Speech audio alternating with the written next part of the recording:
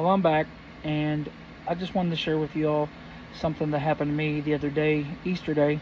So I get up in the morning, right around 8 o'clock, and I uh, I go to the bathroom, and when I walk into the bathroom, I feel kind of like a tickle in my throat. So I kind of like spit it into the toilet. Well, there was a lot of blood that came out. Now, me, I was thinking it was sinuses or something like that. But my wife was like, you need to go to the doctor to get this checked out because, you haven't been feeling good and everything like that.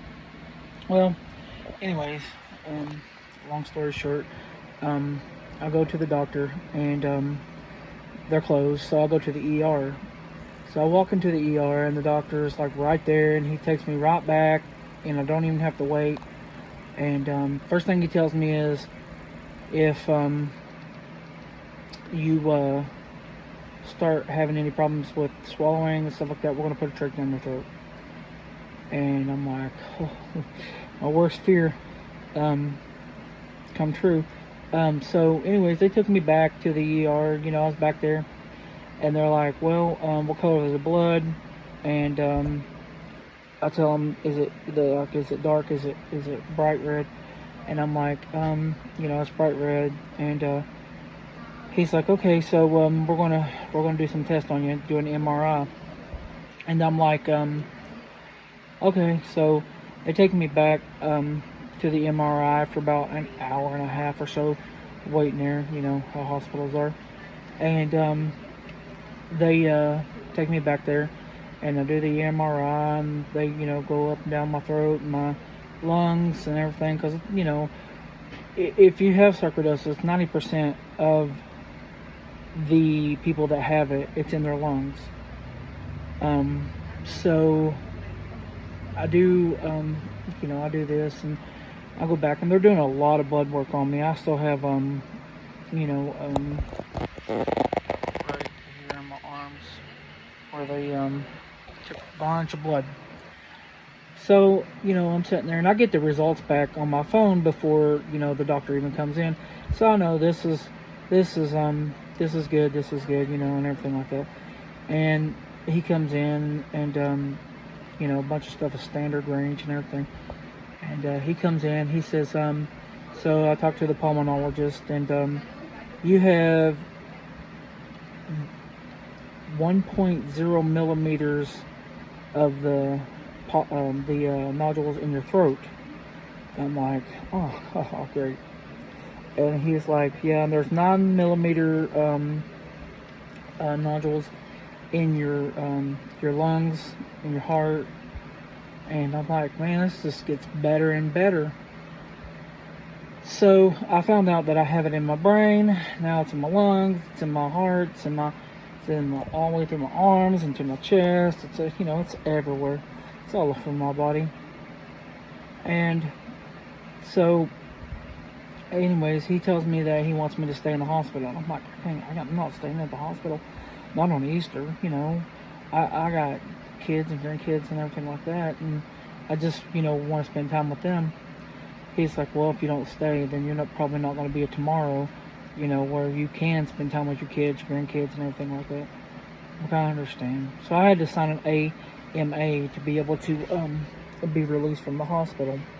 He made me promise that I would follow up with my rheumatology doctor and with my primary. So I did. I talked to him, and so I follow up with my primary doctor, and I tell him what's going on, and I follow up with my sarcoidosis doctor and everything, and I tell him what's going on, and it's like a struggle to get a hold of most of them, and that's where I am today. I did make a call to the Cleveland Clinic in Ohio. They are supposed to be one of the best sarcoidosis doctors, hospitals around. They have not gotten in contact with me as of right now. I'm waiting on them. It's not that I don't like my doctor. Love him to death. He's leaving, so I'm going to be having another doctor. I'm kind of like my little boy in a way. I don't like change when it's somebody that's good, you know, somebody that's good to you. You don't want to change that up. But I had a major breakdown last night. It's like when you check your immortality, and you know